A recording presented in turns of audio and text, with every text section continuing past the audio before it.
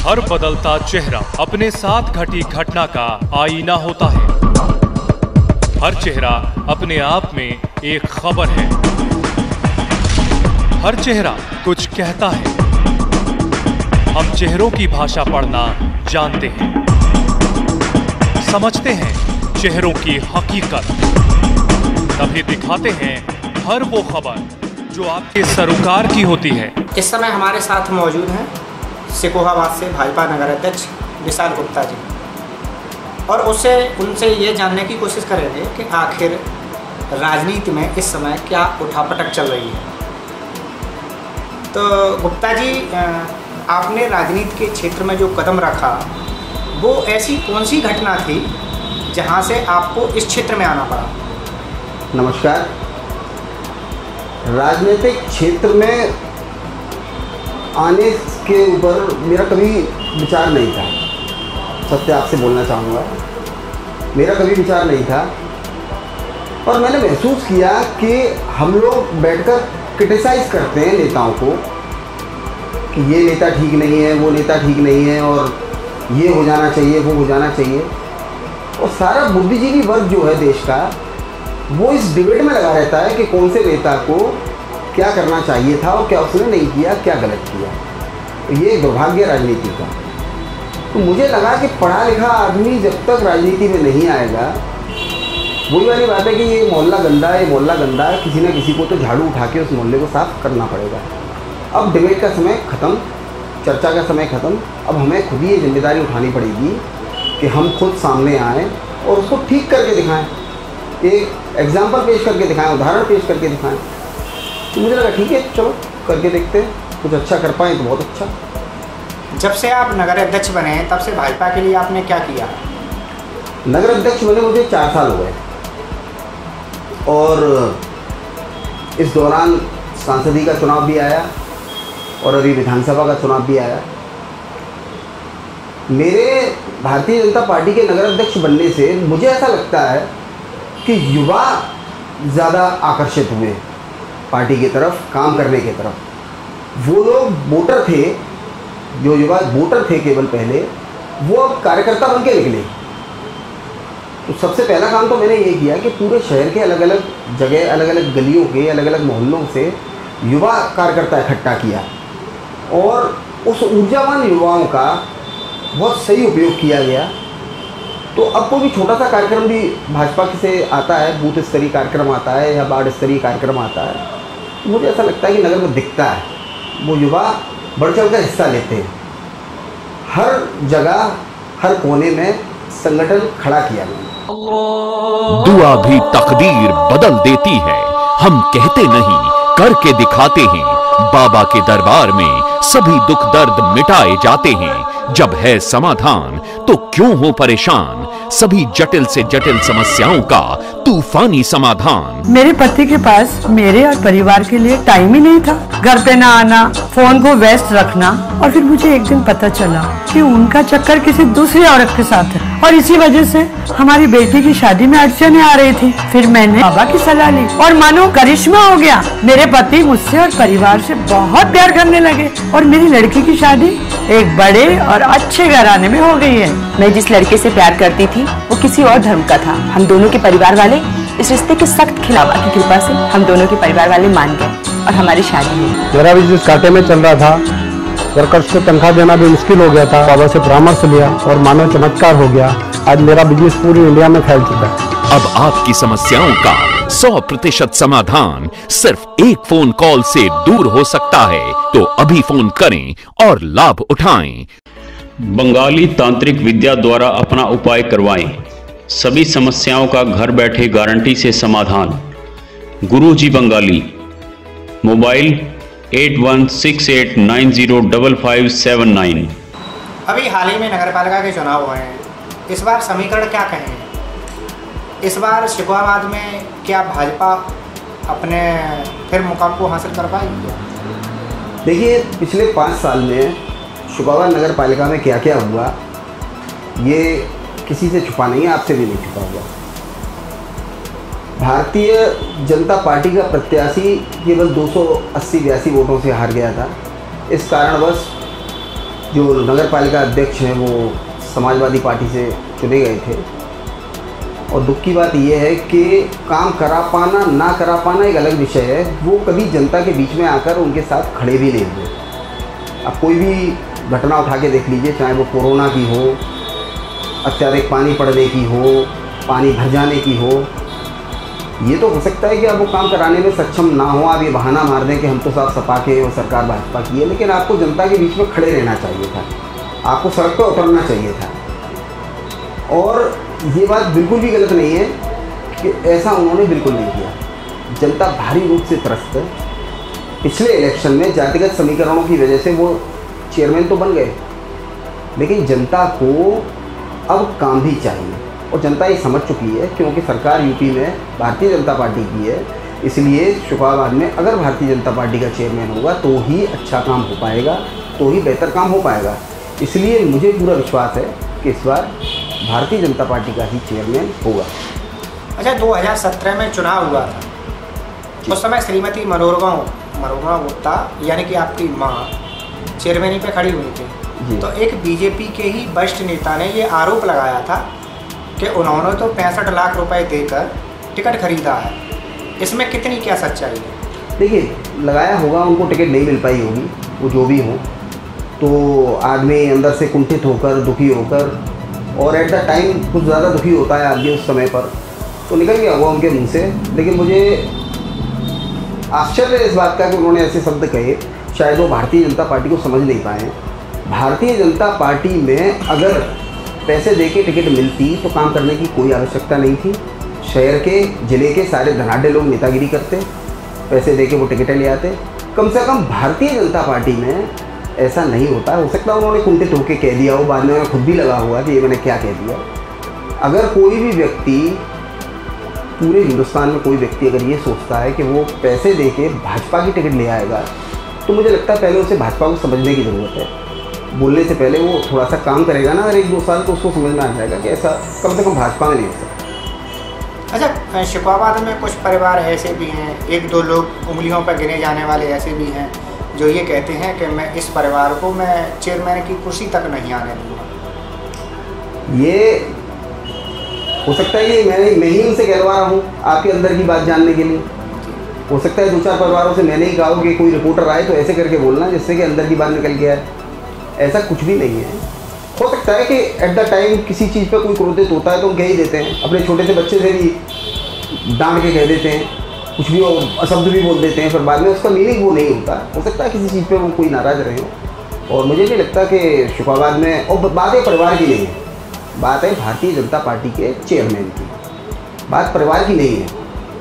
ये नहीं कहा जाता है कि फलाने परिवार का चेयरमैन बन गया, कहा यह जाता है कि भारतीय जनता पार्टी का चेयरमैन बन गया। जब शुक्राबाद की बात आती है तो व्यक्तिगत बातें बहुत छोटी हो जाती हैं। हो सकता है कि कुछ लोग हम लोगों से कभी कोई नाराज़ रहा हो, हम उनसे क्षमा मांगते हैं, आपके माध्यम से क्षमा मांगते हैं, और आगे जाके व्यक्तिगत रूप से क्षमा मांग लेंगे हमें अगर पता चलेगा तो। लेकिन मुझे पूरा विश्वास है कि जब शुक्राबाद की बात आती है तो ये छोटी छोटी चीज़ें हटा दी जाती हैं, फिर शुक्राबाद के बारे में सोचा जाता है। अच्छा, आपकी सरकार यूपी में है, केंद्र में है जी। आप कहते हैं डबल इंजन की सरकार है, लेकिन किसान खाद के लिए आज भी लाने में लगा है, क्या कालाबाजारी है, क्या है? देखिए, बहुत अच्छा सवाल पूछा आपने। कालाबाजारी होने के लिए सबसे पहले तो आपके पास वो चीज़ होनी चाहिए, तभी तो आप कालाबाजारी करोगे। अगर आपके पास फला प्रोडक्ट है ही नहीं तो उसकी कालाबाजारी कैसे हो जाएगी? अभी रिसेंट टाइम्स में क्या हुआ, डीएपी का भरपूर भंडारण था अपने ज़िले में, लेकिन पिछली साल और उससे भी पिछली साल आलू के रेट बहुत अच्छे मिलने से एकदम से आलू का एरिया एक्सपेंड किया, बढ़ गया। तो जब जैसे आपके घर में 5 लोगों का खाना बना तैयार रखा है और अगर अचानक से 2 लोग और आ जाएँ या 3 लोग और आ जाएँ तो थोड़ी सी औचपौच होना स्वाभाविक है। थोड़ा समय लग जाता है आपको उन 2 लोगों का भी खाना बनाने में या उनकी व्यवस्था करने में। आपकी जानकारी के लिए बता दूं मैं, आज ही इफ़को की डीएपी की रैक लगी हुई है पूरी 56 बक्सों की, आई गेस। तो डीएपी की कोई ऐसी शॉर्टेज नहीं है, कोई ऐसी कालाबाजारी नहीं है। प्राइवेट में डीएपी ख़त्म हो गई है क्योंकि सरकारी में आई नहीं थी, तो जब ख़त्म ही हो गई है तो उसकी कालाबाजारी की बात करना अकलमंदी की बात नहीं है। आज ये मेरे ख्याल से इसमें बहुत अच्छी मात्रा में डीएपी के बोरियाँ आई हैं और आप देखेंगे 1-2 दिन में कोई दिक्कत नहीं है। अच्छा, आपकी माँ मनोरमा गुप्ता 2017 में जब नगर पालिका का चुनाव लड़ी थी उस समय हार गई थी जी। आपको कहाँ लगता है कि ये चूक हो गई?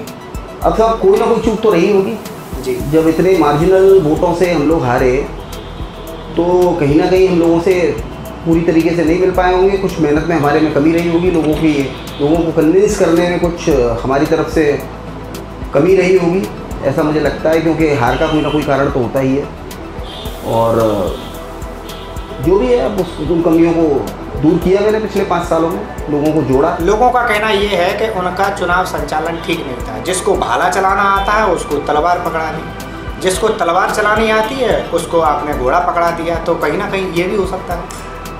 देखिए, सबकी बात सर माथे पे, और जो लोग ये कह रहे हैं या जो भी कोई कारण बता रहे हैं, आप विश्वास मानिए वो हमारे बहुत बड़े समर्थक हैं, उनको कहीं ना कहीं कष्ट हो रहा है।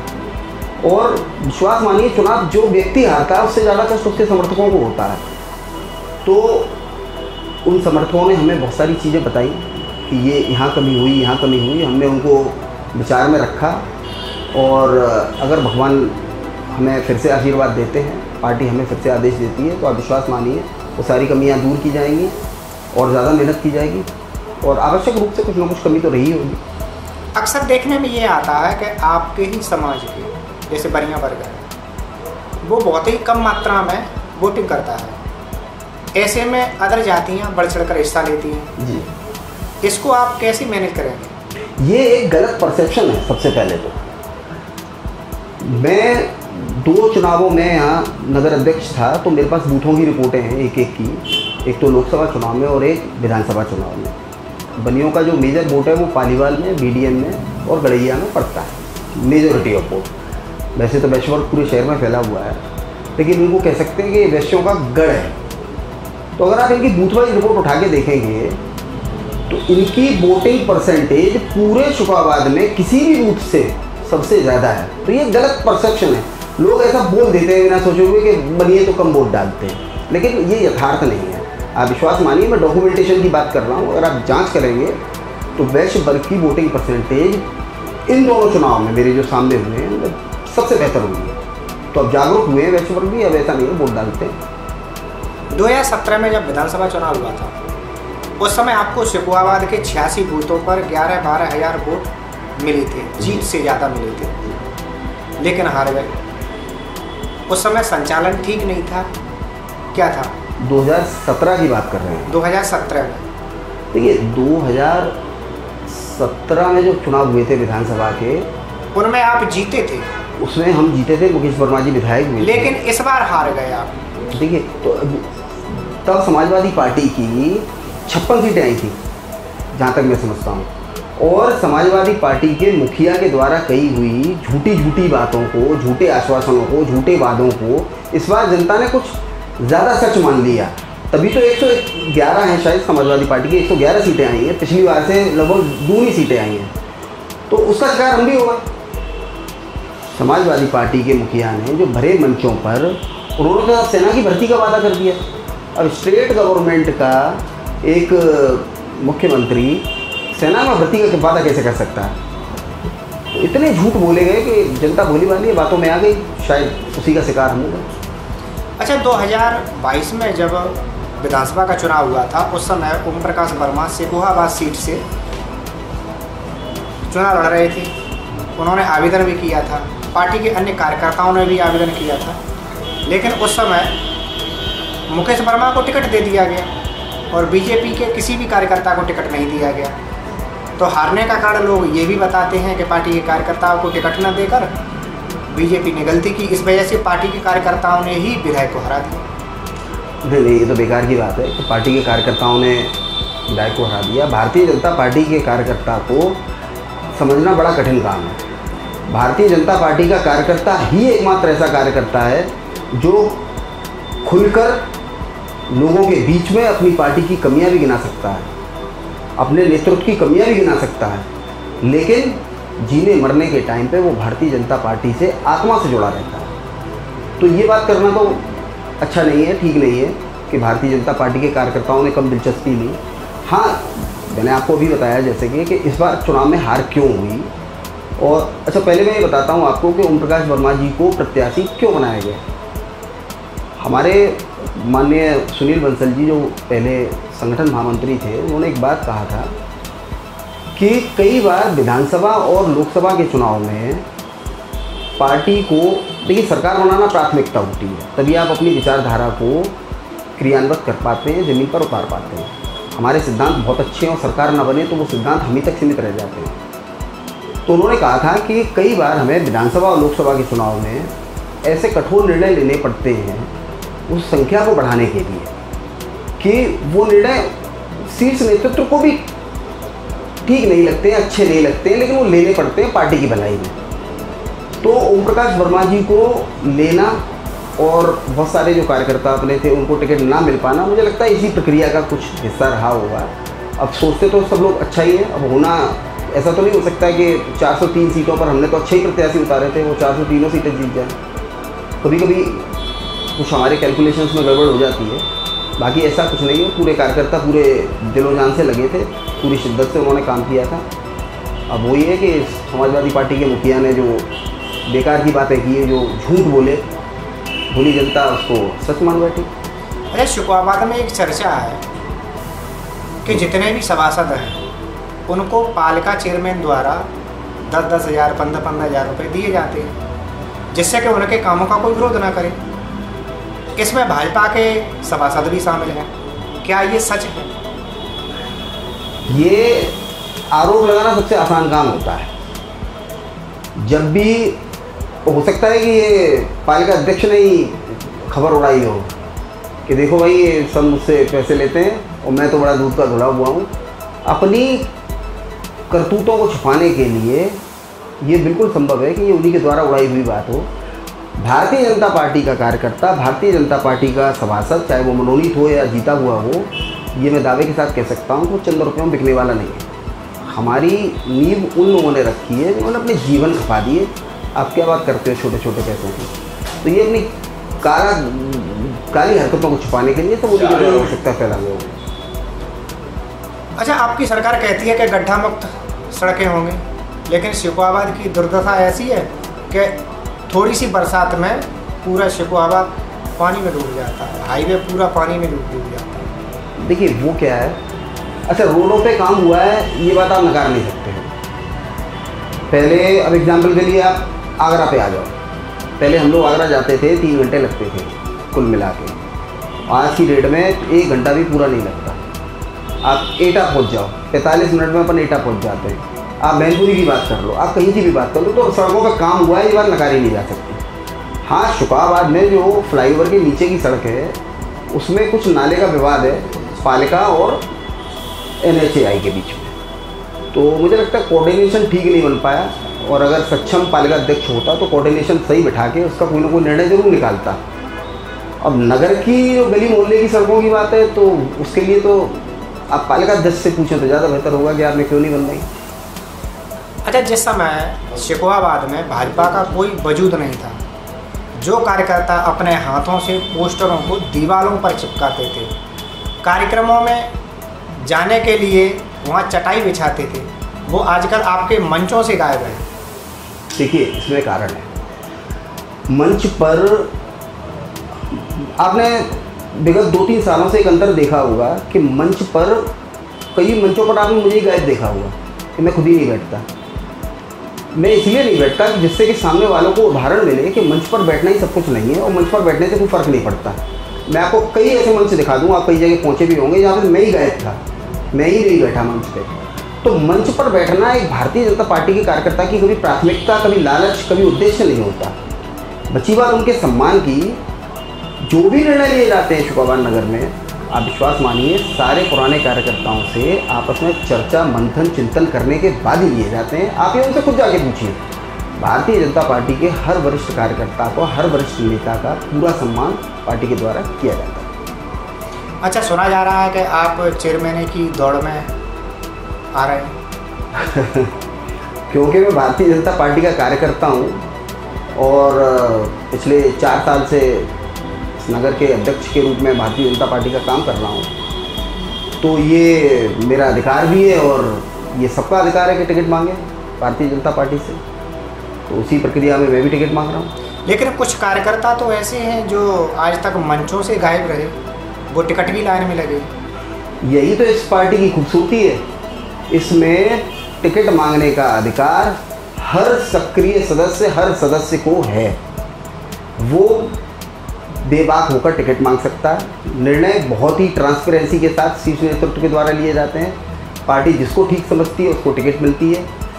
अब बात आती है कि आरोप लगाने वाली बात, तो आरोप तो लोग मैं ही एक प्रश्न जोड़ दे रहा हूँ आपकी तरफ से। आरोप तो लोग ये भी लगाते हैं कि भाई उनके पिताजी को टिकट मिली, अब उनको टिकट मिले, ऐसा क्यों हो। तो अब आप इसकी डेप्थ में जाइए। जब भी मेरे पिताजी को टिकट मिली तो वो किसके कार्यों पर मिली? मेरे पिताजी के द्वारा किए गए कार्यों के हिसाब से मिली, या उन्होंने पार्टी के लिए जो काम किया उसके हिसाब से मिली। आज जो टिकट मैं मांग रहा हूँ या मैं आवेदन देने वाला हूँ, अगर सामान्य सीट होती है शुक्राबाद से, तो मैं किसके कार्यों की वजह से देने वाला हूँ? मैं तो अपने कार्यों के लिए की वजह से टिकट मांग रहा हूँ ना। और आपको एक मज़ेदार बात बताऊँ, ऐसे बहुत कम परिवार होंगे जिसमें 3 लोग, परिवार के मेन 3 लोग दायित्ववान कार्यकर्ता की तरह पार्टी का काम कर रहे हैं। मेरी माँ रोज़ के हिसाब से सिरसागंज की प्रभारी बनाया था उनको महिला मोर्चा की तरफ से, रोज़ के हिसाब से वो सिरसागंज में वोट मांगने जाती थी। मैंने अपना काम पूरी ईमानदारी के साथ यहाँ पर किया। तो बहुत से लोग जिनको नहीं पता है या जिनको पूरी बातें नहीं पता है वो प्रश्न उठा सकते हैं, कोई बात नहीं, उनकी बातें शर्माते पर हैं। और टिकट मांगने का अधिकार सबको है। छोटा सा कार्यकर्ता हूँ भाजपा का, मैं भी टिकट मांग रहा हूँ। अच्छा, शहर में ये भी चर्चा है कि शुक्राबाद थाने को थाने दर न चलाकर बीजेपी के कुछ चुनिंदा नेता चलाते हैं इसको, क्या सच्चाई है इसमें? अब देखिए, ये भी एक गलत कॉन्सेप्ट है। गलत कॉन्सेप्ट। आपने इंस्पेक्टर साहब से कभी बात की है शुक्राबाद में? जब आप उनसे बात करेंगे आपको खुद इस बात का अंदाज़ा हो जाएगा कि शुक्राबाद थाने का जो अध्यक्ष है वो बहुत ही अच्छे व्यक्ति हैं, और मुझे नहीं लगता कि वो किसी की सिफारिश मानने वाले व्यक्ति हैं। और बात आती है कि कुछ भाजपा के नेता, आपको अगर मैं किसी भाजपा की मीटिंग में जो हमारा नेतृत्व लेता है उसमें ज्वाइन कराऊं, तो आपको ये अंदाज़ा होगा कि हमसे सबसे पहले ये कहा जाता है कि थाने की नेतागिरी संगठन के किसी व्यक्ति को नहीं करनी है। तो जब ऊपर से ही हमें आदेश हैं इस तरीक़ा के, तो ये बताइए हम लोग थाने में कैसे नेतागिरी कर लेंगे? आपको याद हो, हमारे पूर्व प्रदेश अध्यक्ष ने भरे मंच पे कहा था कि जिसको थाने की नेतागिरी करने का शौक हो वो भारतीय जनता पार्टी का दायित्ववान कार्यकर्ता का पद छोड़ दे। भरे मंच पे कहा था। तो ये तो आरोप ही गलत हो गया, निराधार हो गया बिल्कुल। भारतीय जनता पार्टी का कार्यकर्ता संगठन का काम करता है। अगर हमें थाने में कोई काम पड़ता भी है छोटा मोटा किसी कार्यकर्ता का, तो हमें जो आदेश मिले हैं वो ये हैं कि हम किसी जनप्रतिनिधि से बात करें और वो उसको समझते हुए उस कार्यकर्ता की मदद करें। तो संगठन का कोई व्यक्ति ना तो थाने में जाता है और ना थाने का कोई काम कराता है। तो ये थे विशाल गुप्ता जी, जो कि बीजेपी से नगर अध्यक्ष हैं यहाँ से। हम फिर मिलेंगे किसी नए मेहमान के साथ, तब तक के लिए नमस्कार। सब्सक्राइब कीजिए न्यूज इन इंडिया को और बेल आइकन को दबाइए न्यूज से जुड़े लेटेस्ट वीडियोज सबसे पहले देखने के लिए।